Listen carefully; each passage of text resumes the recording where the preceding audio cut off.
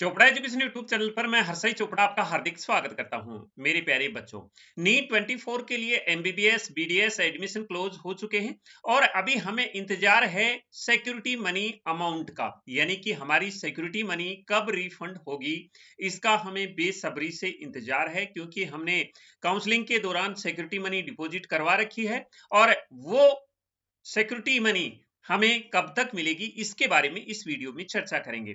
तो सबसे पहले हम ये जानेंगे कि ये रिफंड किस किस को मिलेगा, दूसरा एमसीसी का रिफंड कब तक मिल जाएगा और स्टेट का रिफंड कब तक मिल जाएगा, क्योंकि हमने एमसीसी के साथ साथ स्टेट की भी काउंसलिंग करवाई है, वहां भी अमाउंट पे किया है, तो वो हमें कब कब मिलेगा इसके बारे में हम यहाँ इस वीडियो में चर्चा करेंगे।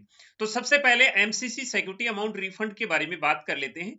तो सिक्योरिटी अमाउंट जो हमें रिफंड होगा वो किस अकाउंट में होगा, तो पहले मैं आपको बता दूं कि जिस अकाउंट से आपने पे किया है, जिस अकाउंट से पे किया है उसी अकाउंट में ये वापस आएगा। अब कितना जमा हुआ था, तो यूआरईडब्ल्यूएस की कंडीशन में 10,000 सिक्योरिटी अमाउंट डिपॉजिट हुआ था। यहाँ रजिस्ट्रेशन फीस 1,000 डिपॉजिट हुई थी, वो हमें यहाँ नहीं मिलेगी, वो रिफंडेबल नहीं है। लेकिन सिक्योरिटी अमाउंट जो यूआरईडब्ल्यूएस के लिए डिपॉजिट हुआ था वो 10,000 हुआ था और वो वहां यहाँ पर आपको मिल जाएगा। अब OBC SC ST PWD candidate के लिए 5,000 डिपॉजिट हुआ था, यहाँ रजिस्ट्रेशन फीस 500 रुपीज डिपॉजिट हुई थी, वो नहीं मिलेगी, लेकिन ये रिफंडेबल है। सिक्योरिटी अमाउंट 5,000 डिपॉजिट हुआ था, ये हमें मिलेगा यहाँ पर। अब डिम्ड की कंडीशन में सभी कैटेगरी के लिए 2 लाख रुपए डिपॉजिट हुए थे, वो 2 लाख रुपए यहाँ मिलेंगे। यहाँ 5,000 जो रजिस्ट्रेशन फीस डिपॉजिट हुई थी वो नहीं मिलेगी, क्योंकि वो नॉन रिफंडेबल है। ये सिक्योरिटी अमाउंट 2 लाख रुपए रिफंडेबल है, ये मिलेगा। स्टे स्पेशल स्टे के लिए 50,000 अलग से डिपॉजिट हुए थे, वो भी रिफंडेबल है, वो भी कैंडिडेट्स को मिलेंगे जिन्होंने यहाँ पे किया था स्पेशल स्टे के लिए 50,000 रुपीज। अभी काफी सारे स्टूडेंट को ये डाउट रहता है कि हमने तो सीट ले ली है, क्या हमें भी रिफंड मिलेगा। तो उन कैंडिडेट को भी रिफंड मिलेगा जिन्होंने सीट ज्वाइन कर ली है, सीट ज्वाइन कर ली है उनको भी सिक्योरिटी अमाउंट का रिफंड मिलेगा, और जिनको सीट नहीं मिली है उनको भी सिक्योरिटी अमाउंट रिफंड होगा। यानी कि सभी कैंडिडेट को सिक्योरिटी अमाउंट रिफंड होगा। उन कैंडिडेट्स को रिफंड नहीं होगा जिनको सेकेंड राउंड में, थर्ड राउंड में, स्टे राउंड में और स्पेशल स्टे में सीट अलॉट होगी लेकिन ज्वाइन नहीं किया, उनका वहां फॉरफिट हो गया है, इसलिए उनको मिलेगा नहीं। बाकी सारे कैंडिडेट्स को ये सिक्योरिटी अमाउंट मिलेगा। अब एक बार इसकी एलिजिबिलिटी राउंड वाइज देख लेते हैं। तो फर्स्ट राउंड में जिन कैंडिडेट को सीट अलॉट हो गई, ज्वाइन नहीं किया है, उनको भी मिलेगा, और जिनको सीट नहीं मिली है उनको तो मिलेगा ही मिलेगा, क्योंकि फर्स्ट राउंड फ्री एग्जिट है। इसलिए यहां पर सभी कैंडिडेट्स को जिन्होंने फर्स्ट राउंड में पार्टिसिपेट किया है वो सिक्योरिटी अमाउंट रिफंड होगा इस कंडीशन में। अब सेकेंड राउंड में जिन कैंडिडेट को सीट अलॉट हो गई है, ज्वाइन नहीं किया है, उनको ये सिक्योरिटी अमाउंट नहीं मिलेगा। और थर्ड राउंड में भी ऐसे ही है, अगर सीट अलॉट हो गई है, ज्वाइन नहीं किया है, स्टे राउंड में भी सीट अलॉट हो गई है, ज्वाइन नहीं किया है, और स्पेशल स्टे में भी सीट अलॉट हो गई है और ज्वाइन नहीं किया है, तो इन कंडीशन में इन सारे राउंड्स का जो सिक्योरिटी अमाउंट है वो फॉरफिट हो गया है और वो नहीं मिलेगा। तो ये तो है कि किसको मिलेगा किसको नहीं मिलेगा और कौन से अकाउंट में ये अमाउंट वापस आएगा हमें। अब नेक्स्ट में हम बात करते हैं कि ये कब तक मिलेगा। एमसीसी का जो रिफंड है वो हमें कब तक मिलेगा। जो एमसीसी की काउंसलिंग डेट थी, एंड डेट थी, वो 30 नवंबर 24 थी, और इसके 1.5 महीने बाद यानी 45 डेज के बाद में तकरीबन ये सिक्योरिटी अमाउंट वापस आ जाता है।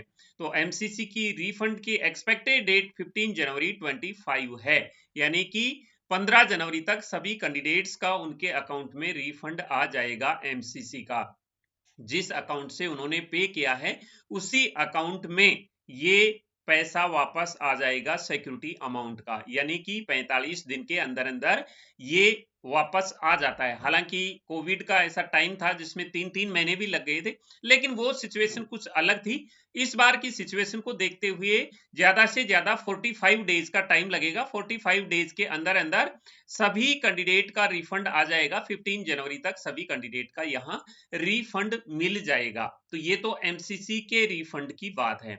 अब बात करते हैं स्टेट के रिफंड की। स्टेट का रिफंड एमसीसी के रिफंड के तकरीबन 6 या 7 दिन या ज्यादा से ज्यादा 10 दिन बाद में आ जाता है। किसी किसी स्टेट में पहले भी आ जाता है और किसी किसी स्टेट में एमसीसी के 10 या 15 दिन बाद में आ जाता है। स्टेट की काउंसलिंग एंड डेट थी 5 दिसंबर 24। तो हम ये मान रहे हैं कि सभी स्टेट का जो ये सिक्योरिटी अमाउंट है वो 25 जनवरी 25 तक आ जाएगा। यानी कि जनवरी मंथ में सभी स्टेट्स के सिक्योरिटी अमाउंट क्लियर हो जाएंगे और एमसीसी का भी सिक्योरिटी अमाउंट मिल जाएगा जनवरी के महीने में। अब बात करते हैं कि इसका प्रोसेस क्या रहेगा, हमें क्या करना होगा।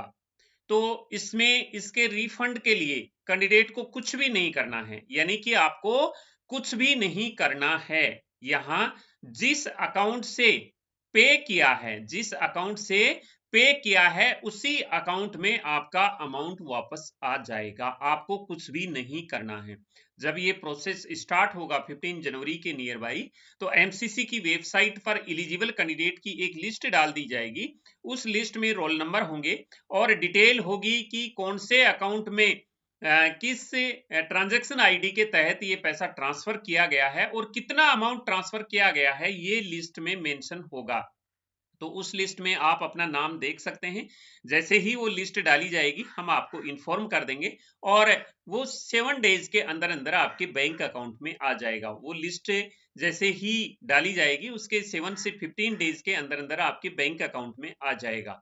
अगर उस लिस्ट में आपका नाम है और उस बैंक अकाउंट में आपका अमाउंट नहीं आता है, तो आपको एक एमसीसी को मेल लिखना है। जो इसकी अथॉरिटी है वो HHL है, यानी कि HLL है, रिफंड की अथॉरिटी। इस अथॉरिटी के द्वारा ही ये रिफंड इनिशिएट किया जाता है।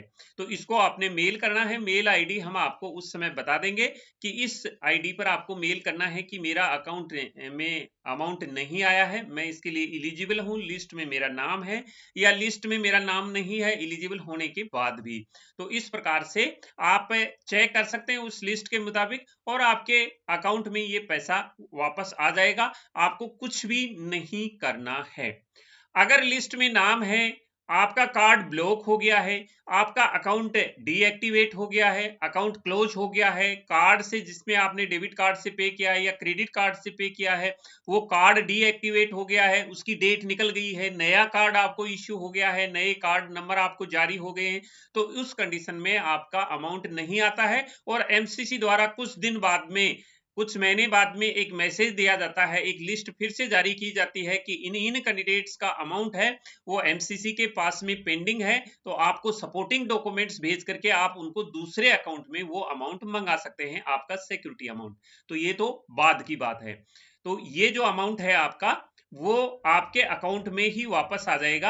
आप अपने अकाउंट को, आपका कार्ड अगर डीएक्टिवेट हो गया है तो बैंक से मिलके उसको एक्टिवेट करवा लें। आपके अकाउंट को, बैंक अकाउंट को क्लोज नहीं करें जब तक आपका रिफंड नहीं आ जाता है, तब तक आपको उस अकाउंट को एक्टिवेट रखना है ताकि आपको आगे किसी प्रकार की कोई प्रॉब्लम नहीं हो और आपका अमाउंट आपके बैंक अकाउंट में आ जाए।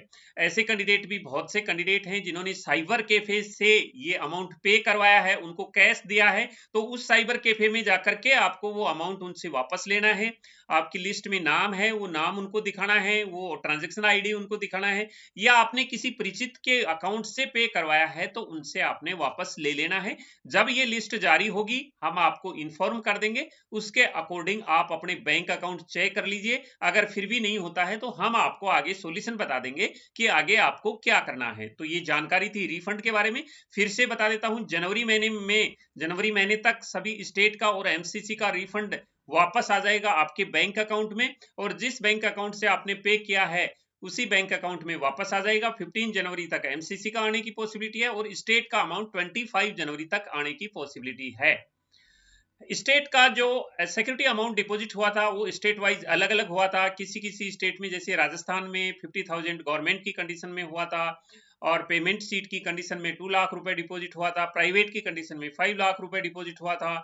यूपी में 30,000 गवर्नमेंट की कंडीशन में, 2 लाख प्राइवेट की कंडीशन में। तो अलग अलग स्टेट में ये सिक्योरिटी अमाउंट अलग अलग डिपॉजिट हुआ है। रजिस्ट्रेशन फीस आपको नहीं मिलेगी, ओनली सिक्योरिटी अमाउंट ही आपको मिलेगा। जैसे राजस्थान में जो रजिस्ट्रेशन फीस थी वो 2500 रुपीज थी, वो नहीं मिलेगी। सभी कैटेगरी के लिए एक ही फीस थी। और बाकी स्टेट्स में भी रजिस्ट्रेशन फीस अलग होती है। जैसे यूपी की कंडीशन में 2000 थी, और कर्नाटका में जो रजिस्ट्रेशन फीस थी वो 2500 थी। सिक्योरिटी फीस 1 लाख रुपीज थी। ऐसे ही केरला में थी, केरला में सिक्योरिटी मनी 5000 थी, और लास्ट में स्टे वैकेंसी में 1 लाख रुपए डिपॉजिट करवाए गए थे। तो ये अलग अलग स्टेट में अलग अलग है। तो आपको रजिस्ट्रेशन फीस जो नॉन रिफंडेबल होती है वो नहीं मिलेगी, लेकिन सिक्योरिटी अमाउंट आपको मिल जाएगा यहाँ पर। तो ये जानकारी थी सिक्योरिटी अमाउंट के बारे में। आपसे फिर से मुलाकात होगी, तब तक मैं हर्षाई चोपड़ा आपसे लेता हूँ विदा। तब तक के लिए जय हिंद।